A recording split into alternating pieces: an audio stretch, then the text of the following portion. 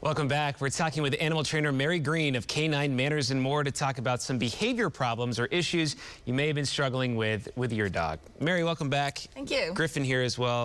Always good to see him. Good to see you. Well, what is our first question today is this. What is the best way to prepare a dog for a new baby that is coming home? This is a good question. I like it. Yeah, it's a great question. So you kind of, there's a lot to that, but initially, if like the baby's coming pretty quick, the first thing that you want to do, dogs want to smell like the baby's scalp. So when you do introduce the dog to the baby, just, it's just a little quick sniff. I would start, preparing for baby by maybe having a lifelike baby doll and carrying it around. The dog knows when the mama's pregnant. They know that something is changing, and they have a very good intuition about that.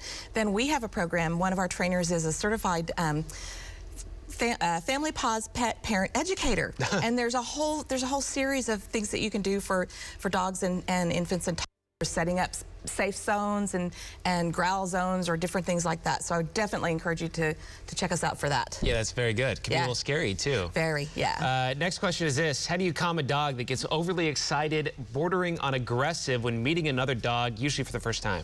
Yeah, so hopefully it's an on-leash encounter, and it's like, we do like 1, 2, 3 seconds and then we break away. So if this is somebody that you're going to be taking a walk with, or, you can always start with that. You can always start with a walk, and you can start kind of going maybe opposite directions for a little while, and then kind of come together, do that 1, 2, 3, sniff and go away. So if the dog's bodies are in a curve, if you look at their spine and from their nose to their tail, they're kind of in a comma position or a C, that's pretty good. But when they line up really straight, their tail comes up, their head comes up, they're tall on their paws, that's kind of a danger sign. So I would back off. But usually what happens is we let that greet on too long.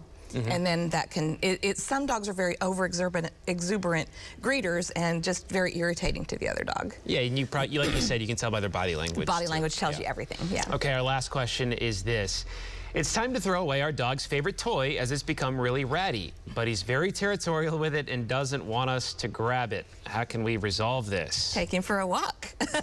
Yeah. I would think, though, that he's probably not just possessive about that. He may be possessive about other things as well, and that's just his favorite thing. So I would start transitioning to some new things and try and get him really interested in that. They're usually interested in something that we can animate and, make interesting to get. But he's probably not taking that with him when he goes on a walk. So or maybe when he's having his meal or whatever.